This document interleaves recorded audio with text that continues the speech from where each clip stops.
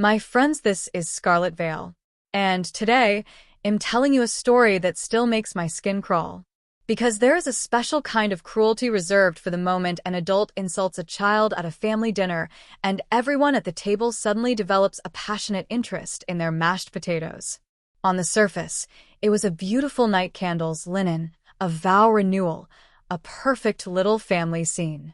Underneath, it was a pressure cooker. And when one sister accidentally let a loud whisper slip, the kind meant to cut deep, an 80-something grandmother answered with 5 words that detonated the family's entire power structure. So before we get into the mess, subscribe, hit like, drop a comment with what you would have done, and share this with your friends, especially the ones who say I hate drama while actively stirring the pot with a ladle. Her name in this retelling is Lena Marlowe. She used to believe her family loved her. Not warmly. Not equally. But in their way. Then she grew up and realized their way came with rankings, scores, and a silent leaderboard nobody admitted existed. Lena sat in the permanent second-place seat. Not because she failed. Because her older sister, Celeste, was the family's chosen storyline. Celeste did everything with a shine. Perfect grades. Perfect internships. Perfect engagement photos with a man who had perfect teeth and the emotional depth of a decorative bowl. And Lena?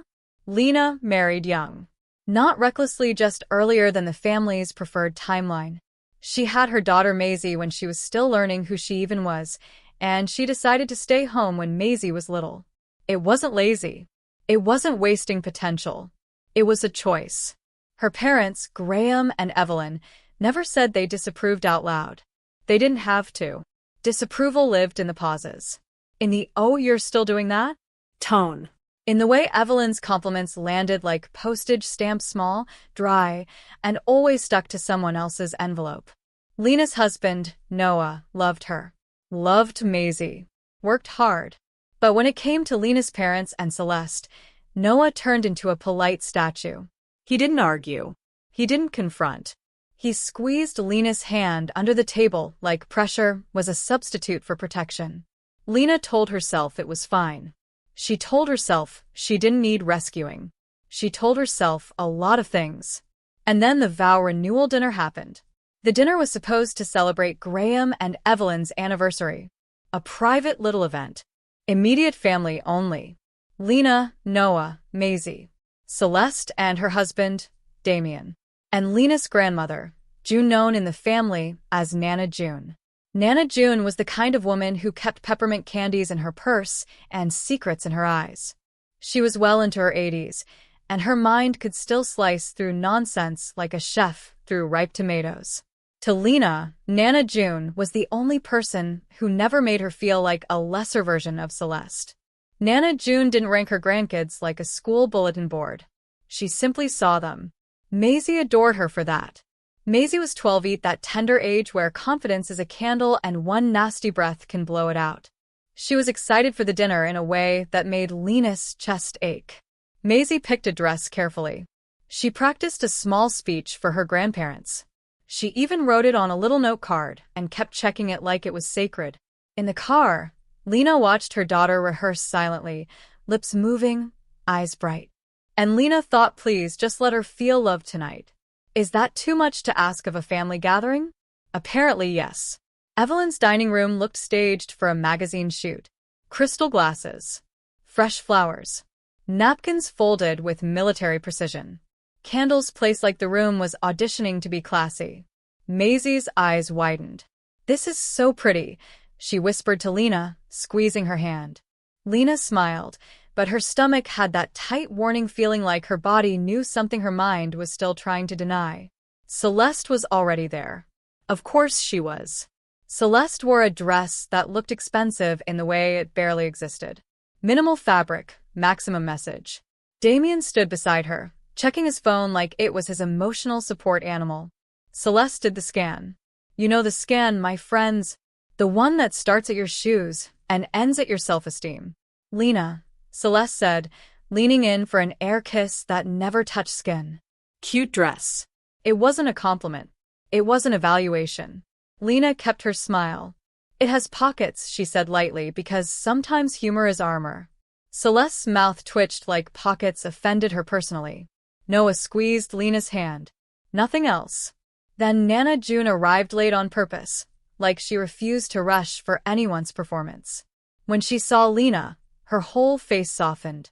"There's my girl," Nana June said, wrapping Lena in a hug that felt like safety. Then she hugged Maisie. "And there's my brilliant great-grandbaby," Nana June said, holding Maisie back at arm's length to admire her. "Look at you. You're glowing." Maisie beamed.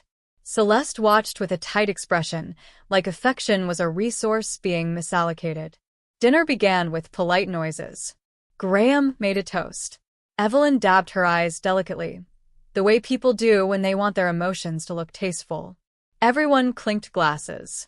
Maisie sat up straight, clutching her note card, waiting for her turn. Conversation drifted into the usual family topics: work, travel, achievements. Celeste dominated the room, without raising her voice. She didn't need to. She had practice. Then Maisie spoke up carefully, sweetly about her science project. Shed built a model wind turbine with tiny lights powered by the blades. Not a kit. Not something bought and assembled. She wired it herself, with Noah's supervision and her own stubborn determination. "It actually works," Maisie said, eyes shining. "When the blades spin, it powers the lights." Lena watched her daughter glow and felt proud and terrified. Because in Lena's family, pride attracted predators. Evelyn smiled at Maisie. "That's nice, sweetheart," she said. But her eyes were already drifting, sliding toward Celeste like Maisie's words were background music. Celeste leaned forward. "A wind turbine?" she repeated with a small laugh. "That's adorable." Then she turned to Damien. "Babe, didn't your firm just land that renewable contract with the city? Like, the actual infrastructure side?" Damien finally looked up, pleased to be relevant. "Yeah," he said. "It's a huge deal." Celeste smiled like she'd personally invented electricity. Lena felt Maisie shrink beside her. Lena set her fork down. Maisie's project placed near the top of her grade, Lena said, calm but firm. Celeste tilted her head. "Near the top," she echoed. "So not the top." It was delivered like a casual observation. It landed like a slap. Noah's hand found Lena's under the table. Still no words. Evelyn turned back to Maisie with that falsely warm voice adults use when they're about to be helpful. "How are your grades, honey?" Evelyn asked. "Still doing okay in math?" Maisie nodded quickly. "I got an A in my last test," she said. "And my teacher said." Evelyn cut her off with a bright smile. "You know, Celeste was always excellent in school," Evelyn said. "Straight A's. She never struggled." Maisie's cheeks flushed. Lena's jaw tightened. Celeste laughed softly. "It's not a competition," Celeste said, which is exactly what competitive people say, while sharpening the knife. Then Celeste leaned back, swirling her drink like she was in a movie about herself. "Some kids just aren't academic," Celeste added, voice syrupy. "It's fine. Not everyone is naturally gifted." Lena's throat went hot. "Maisie is gifted," Lena said, voice steady. "She's creative, curious, and she works hard." Celeste's eyes flicked to Lena. "And that's great," she said. "Hard work matters when talent doesn't show up." Maisie stared down at her plate. Lena felt rage climb her spine. She glanced at Noah. He looked trapped, like he wanted to help but didn't know how without turning the whole room against them. "My friends, have you ever watched someone you love freeze? It makes you feel lonely in a room full of people." Celeste wasn't done. She never was. She leaned toward Damien, but her voice carried just loud enough to be accidental. And she looked straight at Maisie. "She's not exactly bright, is she?" Time stalled. Maisie's face crumpled, not dramatically, quietly, like a curtain falling. Her shoulders hunched as if she could fold herself into invisibility. Lena felt her own body lock up. Her mind scrambled for words and found none. Noah opened his mouth. Nothing came out. Graham stared at his glass. Evelyn stared at her napkin. The room filled with that horrible silence where cruelty gets to echo. And then, metal against porcelain. Slow. Deliberate. Nana June set down her fork. The sound snapped through the room like a warning shot. Nana June pushed her chair back. Not violently. Controlled. And when Lena looked at her grandmother's face, she saw something she hadn't seen before. Fury, clean and cold. Nana? Celeste said, trying to laugh. I was kidding. Nana June didn't smile. Celeste, Nana June said, voice low. Stand up. Celeste blinked. What? I said, stand up. Celeste rose, hesitant, embarrassed, annoyed. Damien shifted like he wanted to disappear into the wallpaper. Nana June stood two small women, enormous presence. She looked at Maisie's tears. Then she looked at Lena. Then she looked at Graham and Evelyn, who suddenly found the room very interesting. Then she looked back at Celeste. And Nana June said 5 words that rewired the entire family. You're out of my will. Celeste's face drained. What? She breathed. Nana June nodded once. You heard me. Celeste laughed, but it came out shaky. Nana, come on. You're being dramatic. Nana June's eyes narrowed. You called a child stupid, Nana June said. At a family celebration. You humiliated her. And you did it on purpose. Celeste glanced around, searching for backup. Mom? She said, voice tight. Dad? Evelyn moved like she was going to stand. June. Nana June snapped her gaze at Evelyn. Sit down, Evelyn. Evelyn sat. Instantly. Like Nana June had yanked her strings. Lena's heart pounded. She had never seen her mother obey like that. Nana June's voice didn't rise. It didn't need to. You two have let this rot for years, Nana June said, looking at Graham and Evelyn. You have rewarded Celeste's nastiness with silence. You have treated Lena like a lesser story. And now you're letting it spill onto Maisie. Graham swallowed. That's not fair, he muttered. We love both our daughters. Nana June leaned forward slightly. Then why did you say nothing? She asked. Your granddaughter was insulted in her face. And you stayed quiet like that's normal. Graham had no answer. Evelyn's mouth trembled. Celeste stepped forward. Nana, I didn't mean it. It was a joke. Nana June's voice turned sharp. A joke is when everyone laughs, she said. Maisie isn't laughing. Maisie wiped her cheek with the side of her hand, trying to be small. Lena felt something inside her split open rage, grief, protectiveness. Nana June continued, precise as a surgeon. I had planned to leave a large portion to you, Nana June said to Celeste. Not anymore. That portion will be set aside for Maisie's education and future. Celeste's eyes widened in panic. You can't. I can, Nana June said. And Lena will oversee it. Lena sucked in a breath. Noah finally spoke, voice tight. June, you don't have to. Yes, I do, Nana June said, cutting him off gently. I should have done it earlier. Damien finally found his voice. Celeste, he said softly. You should apologize. Celeste yanked her arm away from him. I'm not apologizing for the truth, she snapped. That was it. Nana June lifted her purse. I'm leaving, she said. Then she looked at Lena, Noah, and Maisie. You're coming with me.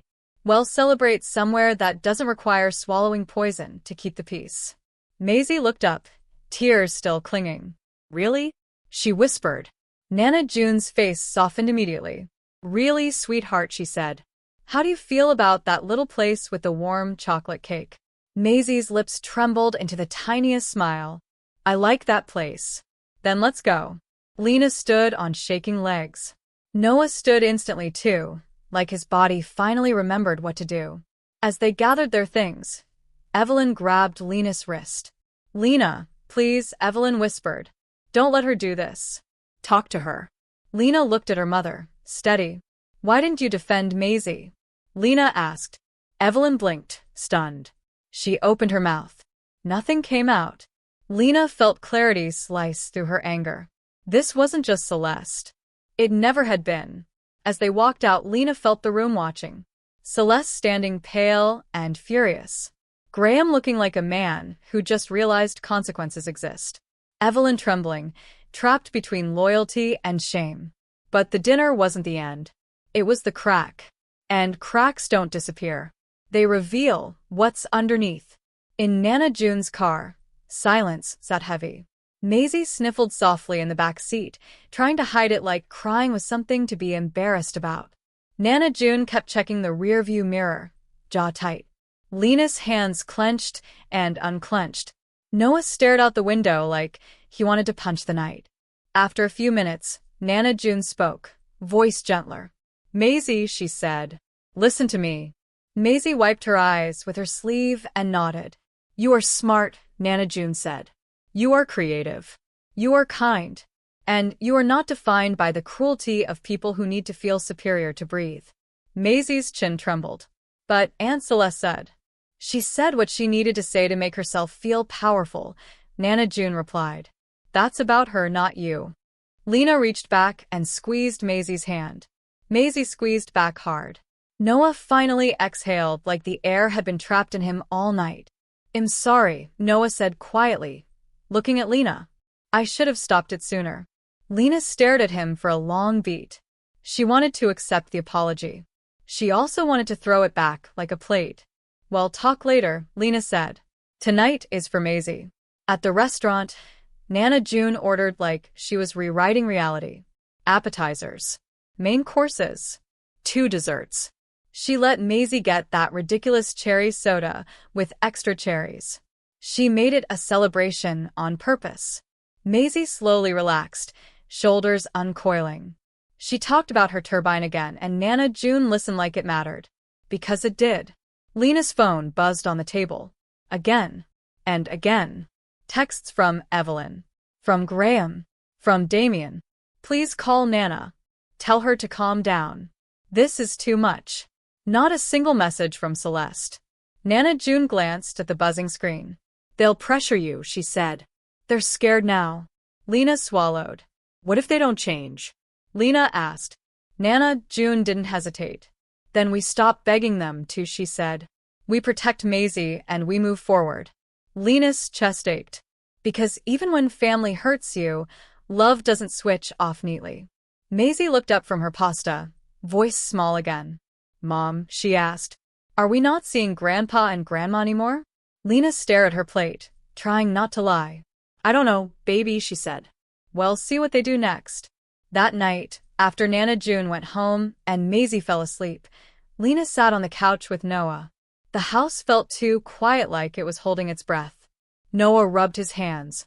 "They're going to call tomorrow," he said. Lena stared at the dark window, seeing her reflection. "I'm done making excuses for them," she said softly. She thought that would be the hardest part. She was wrong. The next morning, the phone rang early. Lena's stomach dropped before she even looked. It was Evelyn. "Lena," Evelyn said, voice raw. "Thank God. We need you. Please come." Lena sat up. What happened? There was a pause, one thick enough to carry a decade of fear. "Your father collapsed," Evelyn whispered. "We're at the hospital."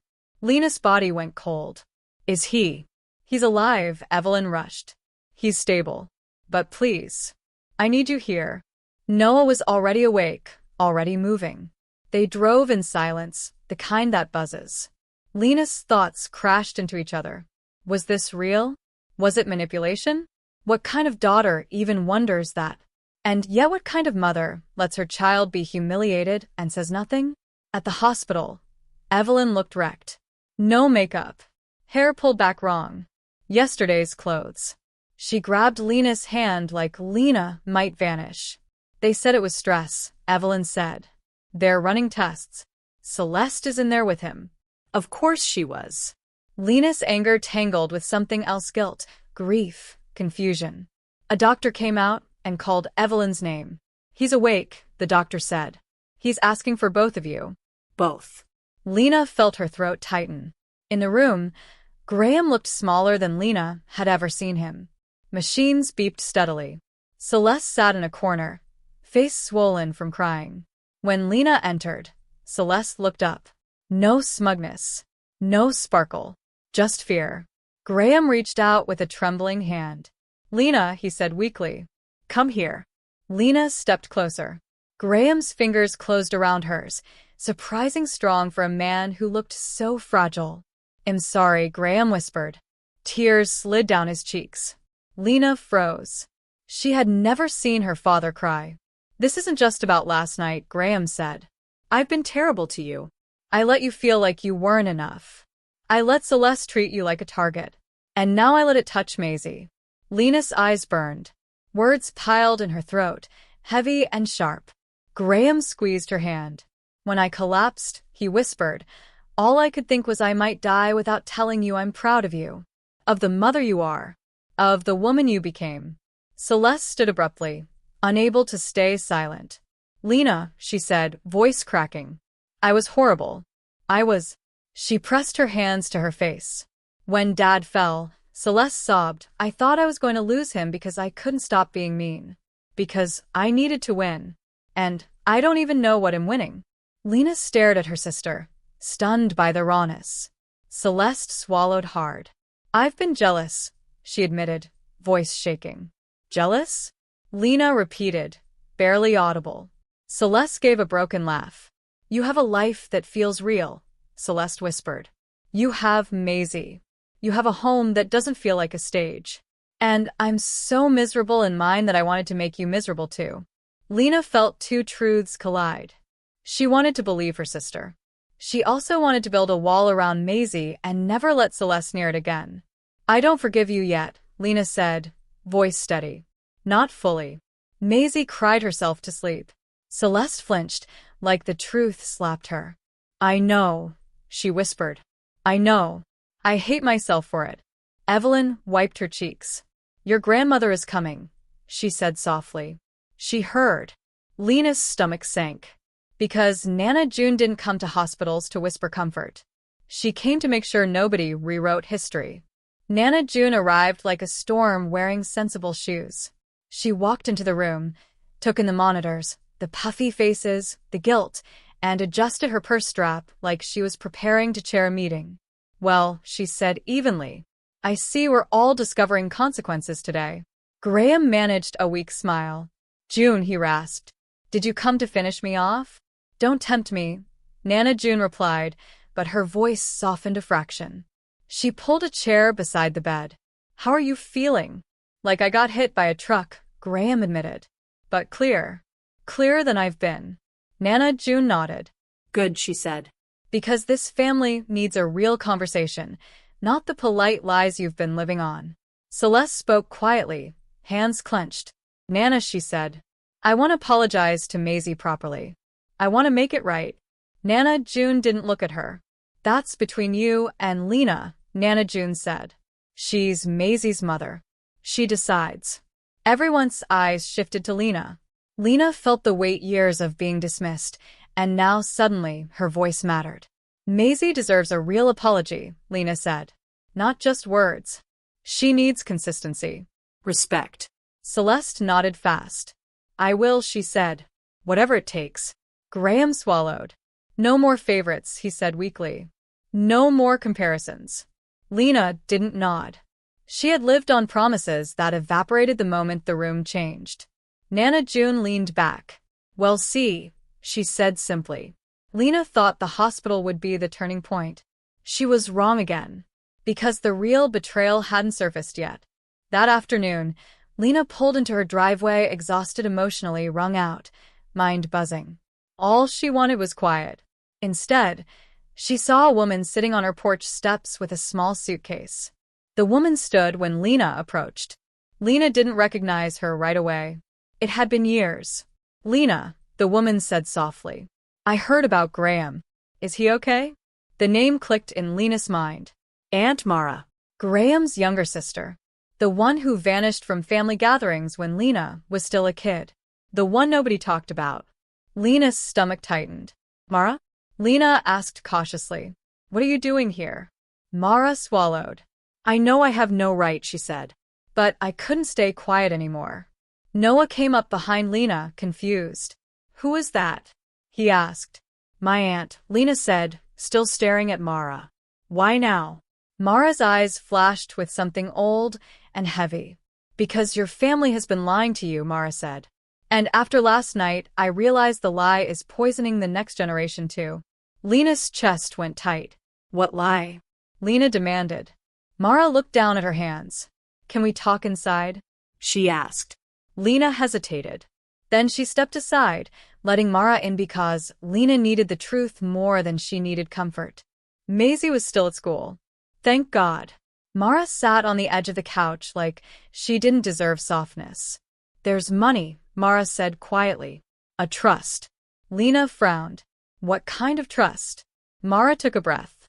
Your mother's side has old money, Mara said. You know that part. What you don't know is they didn't just cut Evelyn off when she married Graham. Lena's pulse quickened. They put most of the estate into a trust, Mara continued, for their grandchildren. Lena's mind flashed to Celeste and herself as kids. For both of us? Lena asked, already sensing the answer. Mara's silence was half a beat too long. No, Mara said softly. For Celeste. The words landed like a punch. Lena stared. What do you mean for Celeste? Mara's eyes filled with guilt. They didn't consider you the right timing, Mara said carefully. They decided Evelyn had you before she was established enough. They named Celeste only. The trust releases when Celeste reaches a certain age. Lena's mouth went dry. When? She whispered. Soon, Mara said. Within the year. Lena felt the room tilt. All those childhood memories rearranged like a puzzle, snapping into place. The extra tutoring Celeste got. The summer programs. The way Lena's choices were framed as disappointments while Celeste's were treated like investments. Does Celeste know? Lena asked, voice tight. Mara nodded once. She's known since she was young, Mara said. Your parents made her promise never to tell you.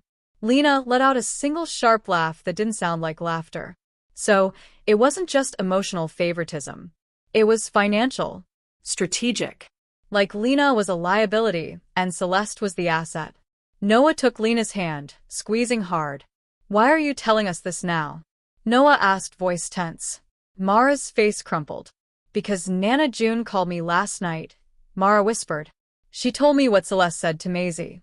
And I realized this family sickness goes deeper than anyone admits. Someone had to tell you. Lena stood. I need to talk to Nana, she said. Mara nodded. She's expecting you, Mara murmured. Of course she was. Nana June sat on her porch, with tea already poured. 2 cups. Ready. Lena sank into the chair across from her, breath shaking. Mara told me, Lena said. Nana June didn't flinch. I know, Nana June said softly. Not at first. I learned later. And I've been furious ever since. Lena's voice cracked. Why didn't you tell me? Nana June's eyes softened, sad but steady. Because I hoped your parents would do the right thing, Nana June said. I kept waiting for them to choose honesty. I was wrong to wait. Lena stared into the tea, like it might explain her entire childhood. Dad apologized, Lena said. Celeste apologized. Mom too. But now I don't know what's real. Nana June nodded. That's fair, she said. Fear can make people sound sincere. The test is what they do when the fear fades. Lena swallowed. What do I do? Nana June leaned forward slightly. You protect Maisie, Nana June said. You protect yourself. And you leave the door open the tiniest crack only if they earn it. Lena exhaled, shaky. She wanted a clean ending. Life didn't offer one. The next move wasn't theirs anymore. It was Lena's. Celeste came to Lena's house the next day. No call. No text. Just a knock on the door like she didn't trust herself to be ignored. Lena opened it and barely recognized her. No designer armor. No glossy hair. Just jeans, a sweater, and eyes red from crying. Maisie sat on the couch behind Lena and stiffened instantly. Lena almost shut the door. Almost. But this was the test. Can I come in? Celeste asked, voice small. Lena stepped aside without answering. Celeste walked in slowly, like she knew she had stepped onto sacred ground. She looked at Maisie. And then Celeste did something Lena never expected. Celeste knelt. Fully. Eye level with Maisie. Maisie, Celeste said, voice shaking. I said something cruel to you. There's no excuse. None. Maisie's eyes flicked to her mother. Lena gave a tiny nod. You decide what you want. Celeste swallowed hard. You are smart, Celeste said. You are creative. And I was wrong. Completely wrong. She reached into her bag and pulled out a book and illustrated biography about a famous engineer who built bridges and refused to be dismissed. I brought you this, Celeste said, because I want you to know the world needs minds like yours. Maisie took the book carefully, like it might bite. Celeste kept going, voice unsteady but honest. I was jealous of your mom, Celeste admitted. Jealous of how you two love each other. I've been chasing impressive so long that I forgot what matters. Maisie frowned. Why would you be jealous? She asked. Celeste's eyes filled. Because your mom's life is real, Celeste whispered. And mine has felt like a performance I can't stop. Silence stretched. Maisie hugged the book against her chest. After a long moment, she whispered, okay. Not forgiveness. Not yet. But not rejection. After Celeste left, Maisie leaned into Lena. Is she really sorry? Maisie asked. Lena brushed her hair back. I think she's trying, Lena said. And we'll see if she keeps trying. That night, Nana June called. No small talk. No warm-up. I made a decision, Nana June said. Lena braced herself. I'm restructuring everything, Nana June said. Not because I'm soft. Because I'm strategic. Lena blinked. Strategic? Yes, Nana June said firmly. Part goes to you. Part goes to Celeste. Part goes to Maisie's education fund. And part goes into a family trust. A family trust? Lena repeated. One that requires family therapy, Nana June said. No sessions, no distributions. Lena laughed sharp, surprised. You're bribing us into therapy. I'm incentivizing growth, Nana June corrected calmly. This family has used silence as glue for decades. That ends now. Lena let the words settle. Therapy wouldn't fix everything, but it might force truth into the room. And then because life loves timing, 3 days later, Lena got another call. The school nurse. Mrs. Marlowe. The nurse said carefully. Maisie fainted during gym. She's awake, but we're sending her to the hospital as a precaution. Lena's blood turned to ice. The drive blurred. The hospital lights felt too bright, too cold. Maisie sat upright in the emergency room bed, pale and small. I got dizzy, Maisie whispered. And then black. The doctor explained results: anemia, deficiencies, treatable, but serious enough to monitor. Lena's knees went weak. Noah caught her. Within minutes, the family arrived. Evelyn with swollen eyes. Graham looking thinner, still recovering. Celeste rushing in, breathless, terrified. Celeste sat beside Lena, without asking. She'll be okay, Celeste whispered. You don't know that, Lena snapped automatically. Celeste didn't flinch. I believe it, Celeste said softly. Please let me stay. I want to be here for her. For you. Lena looked at her sisterly looked. Not the golden child. Not the polished weapon. Just a scared woman who finally understood what mattered. Stay, Lena said.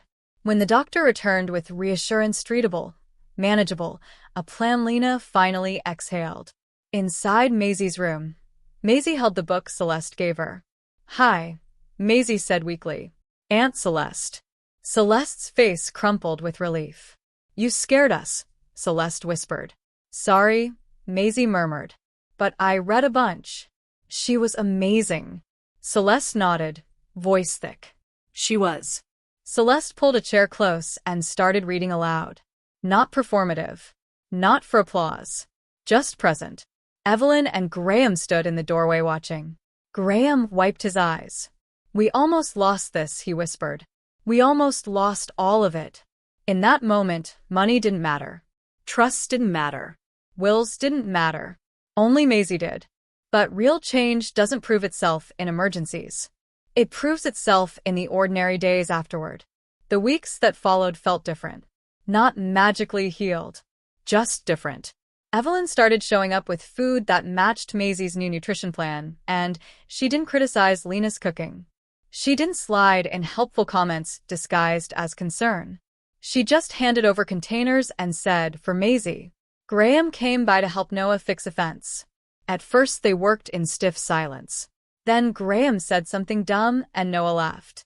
Lena heard it from the kitchen and felt something loosen in her chest.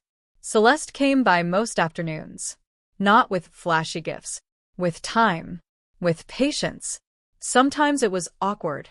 Sometimes Celeste slipped into old habits of sharp correction, a tone that sounded like superiority. But then she would stop, breathe, and say, "I'm sorry. That came out wrong." Change wasn't glamorous. It was clumsy. It was slow. It was humiliating sometimes. But it was happening. Do you think people can truly change, my friends? Or do they just adjust when they're afraid of losing something? 2 months later, the family therapy began. All of them. Lena, Noah, Maisie, Graham and Evelyn, Celeste and Damien, and Nana June, who insisted she was only there to observe the circus. The therapist asked them to describe the family dynamic in one word. Celeste said competitive.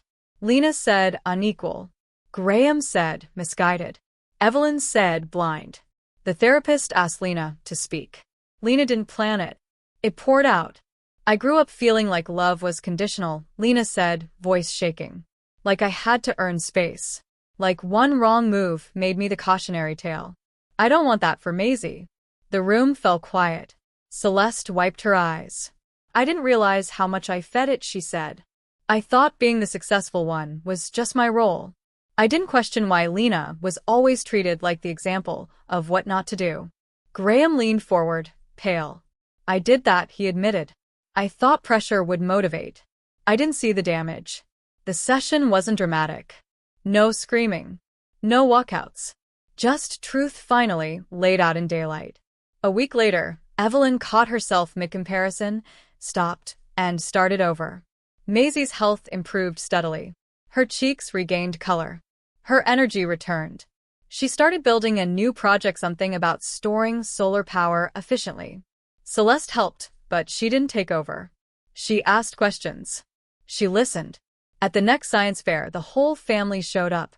Even Damien held a handmade sign that said, "Go Maisie," and it looked like had never held a marker before in his life. Maisie presented with steady confidence. Not shrinking. Not searching for approval. Just speaking. Afterward, Graham turned to Lena and said softly, "She's remarkable." And Lena said, "I know." And for once, there was no comparison attached. Se você chegou até aqui, apoie com o like. Months later, they gathered at Nana June's house again. Same dining table. Same seats. But the air felt less brittle. More careful. Halfway through dessert, Maisie stood up. "I want to say something," she announced. The room went still. Lena's heart jumped because once you've seen your child humiliated at a table, you never fully relax at one again. Maisie looked around, hands steady. "I'm glad we're here," she said. "And I'm glad people don't pretend anymore when something is mean." Celeste's eyes filled immediately. Maisie looked at her. "Thank you for the book," Maisie said. "And for reading with me. And for apologizing." Celeste pressed a hand to her mouth and whispered, "Thank you for giving me another chance." Maisie turned to Graham and Evelyn. "Thank you for coming to my science fair," she said. "It meant a lot." Evelyn reached across the table and squeezed Lena's hand. No commentary, no excuses, just pressure. Maisie finally looked at Nana June. "And thank you for standing up for me," Maisie said, a small smile tugging at her mouth. "And for making everyone go to therapy." The table laughed real laughter, not the polite kind. Nana June raised her glass. "To family," she said. "Messy, complicated, and worth the work when the work is real." "To family," they echoed. Lena looked around slowly. Noah looked relaxed for once, not bracing for impact. Celeste was talking quietly with Maisie about her next project, listening more than speaking. Graham and Evelyn sat closer than usual, humbled by their own near loss. This family wasn't perfect. It might never be. But they were trying in ways they'd never tried before. And Maisie, creative, kind, unmistakably bright, was no longer shrinking at the table. "So tell me, my friends, if you were Lena, would you have accepted Celeste back into your life? Or would you have closed the door and bolted it?" Drop your thoughts in the comments, hit like, share this with your people, and subscribe if you want more stories where the quiet ones finally get loud without becoming cruel.